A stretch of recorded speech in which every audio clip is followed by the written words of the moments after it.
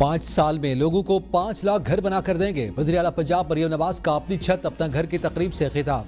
कहा, मंसूबे का मकसद हर गरीब को बाइज्जत छत फराहम करना है। सिर्फ 7 माह की कलील मुद्दत में 64,000 घर मुकम्मल किए गए। आज मेरे सामने कई हजार घरानों के मालिकान बैठे हैं। आप सबको अपने घर और छत बहुत मुबारक हो। ये 64,000 कर्ज नहीं, 64,000 ख्वाबों की ताबीर है।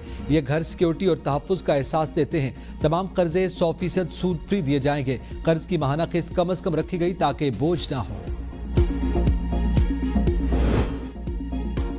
फील्ड मार्शल सैयद आसिम मुनीर के सदर बनने की खबरें बेबुनियाद हैं। DGI-SPR लेफ्टिनेंट जनरल अहमद शरीफ चौधरी का दी इकोनॉमिस्ट को खुसूसी इंटरव्यू। मार्का हक के बाद किए जाने वाले सियासी तज्जिये मुस्तरद कर दिए।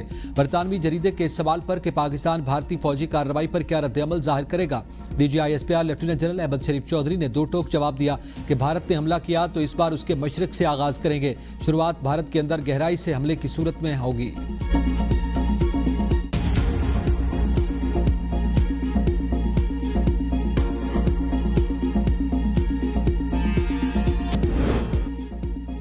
कौमी असम्बली में गजा से मुताल्लिक करारदाद मुतफ़िक़ा तौर पर मंजूर। शाज़िया मरी की पेश करदा करारदाद में इसराइली जारहियत की शदीद मज़म्मत। कहा कि गजा के अवाम तक इंसानी इमदाद की तरसील को रोकना तमाम आलमी क़वानीन की खिलाफ वर्जी है।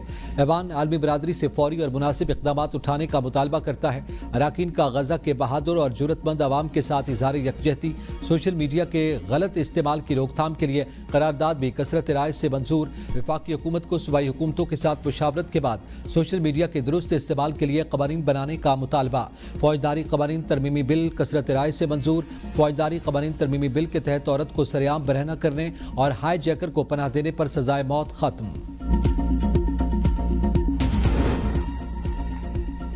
तहरीक इंसाफ की पार्लिमानी पार्टी का इस्लामाबाद में इजलास। 14 अगस्त को सुप्रीम कोर्ट के बाहर एहतजाज का फैसला। इजलास में कौमी असम्बली में मुमकिन एहतजाज। PTI क़यादत की नाअहलियों पर गौर।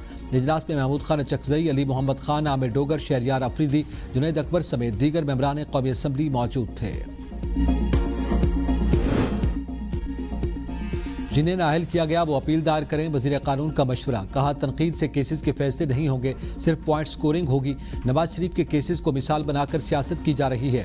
अदालती फैसले आईनी दायरे कार के तहत होते हैं। हमें हुदूद में रहना है। पार्लियामेंट के माहौल कानून साजी की समत का तयन सबकी मुश्तरका जिम्मेदारी है। आइन हमें अदालत के फैसलों से आगे बढ़ने की इजाज़त नहीं देता। हसास अदालती मामलात को मुनासिब हद से तजावुज़ न किया जाए।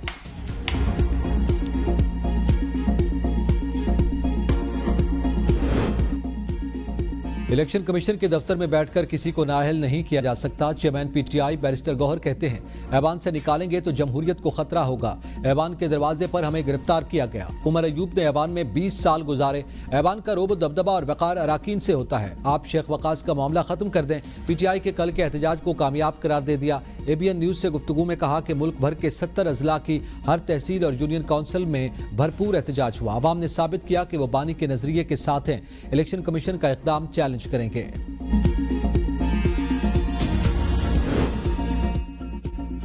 वतन अजीज की आधी से ज्यादा ब्यूरोक्रेसी पुर्तगाल में प्रॉपर्टी ले चुकी, शहरियत लेने की तैयारी कर रही है।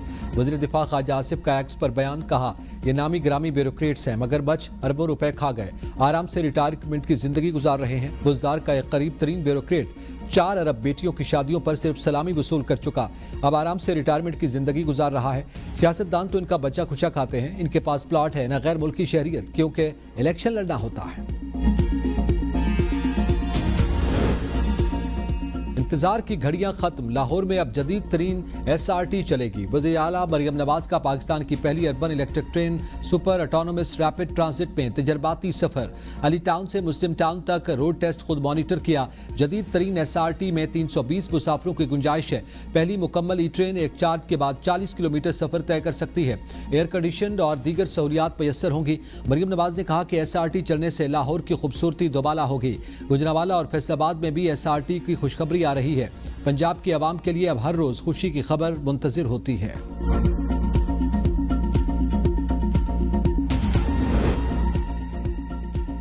IMF سے $7 ارب کا بیل آؤٹ پیکج، پاکستان 5 اہم مالی شرائط میں سے صرف 2 کو پورا کر سکا، 2.4 کی بجائے 2.7 ٹریلین سرپلس کی اہم شرط پوری، چاروں صوبوں کی طرف سے مجموعی محصولات کی شرط بھی پوری ہو گئی۔ صوبوں نے گزشتہ مالی سال کے دوران نقد اضافی رقم 1.2 ٹریلین پیدا کرنے کی شرط کی خلاف ورزی کی۔ حکومت مجموعی طور پر 12.3 ٹریلین روپے کی وصولیاں نہ کر سکی۔ تاجر دوست اسکیم سے ریٹیلر سے 50 ارب روپے جمع کرنے میں بھی ناکامی کا سامنا۔ قرض پروگرام کی اگلی قسط کے لیے IMF کے ساتھ جائزہ مذاکرات آئندہ ماہ متوقع۔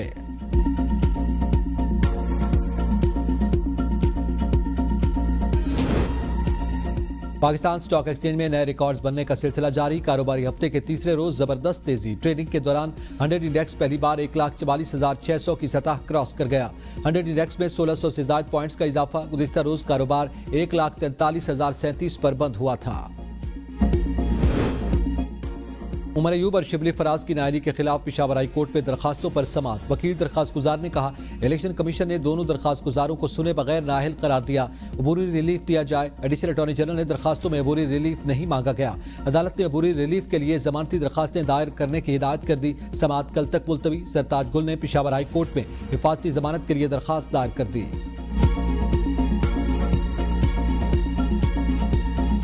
میں آزاد کشمیر یونیورسٹی مظفر آباد میں ایسوسیٹ پروفیسر ہوں اور اس کے ساتھ یونیورسٹی کا جو ریسرچ انوویشن اور کمرشلائزیشن کا جو آفس ہے اس کو ہیڈ کرتا ہوں۔ ابتدائی تعلیم میری میرے گاؤں کے اسکول سے ہے اور میرا گھر جو ہے وہ اسکول سے کوئی 6 کلومیٹر کے فاصلے پر تھا، تو 12 کلومیٹر روز مجھے اسکول پیدل آنا جانا پڑتا تھا۔ ہر فرد ہے ملت کے مقدر کا ستارہ، ہیروز آف پاکستان کی لازوال داستانیں۔ یوم آزادی مارکہ حق کے عظیم موقع پر پاکستان کے اصل ہیروز سے خصوصی ملاقات، قوموں کو جگانے کا خواب دیکھنے والے ڈاکٹر عبدالرؤف ججوہ جیسے ہیروز کو سلام۔ ڈاکٹر عبدالرؤف ججوہ نے بتایا انہوں نے ابتدائی تعلیم گاؤں کے اسکول سے حاصل کی، جہاں روزانہ 12 کلومیٹر پیدل سفر کرنا پڑتا تھا۔ Centre of excellence in molecular biology Lahore سے MPhil کیا اور پنجاب یونیورسٹی کے اسکول آف بایولوجیکل سائنسز سے PhD کی۔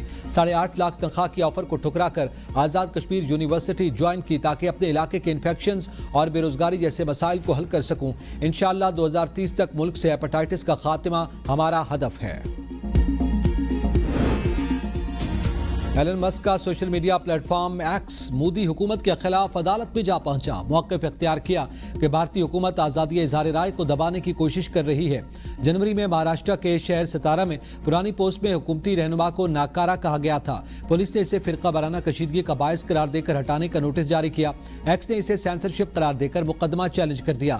یہ مقدمہ اب بھارت میں آن لائن اظہار رائے کے مستقبل کا فیصلہ کرے گا۔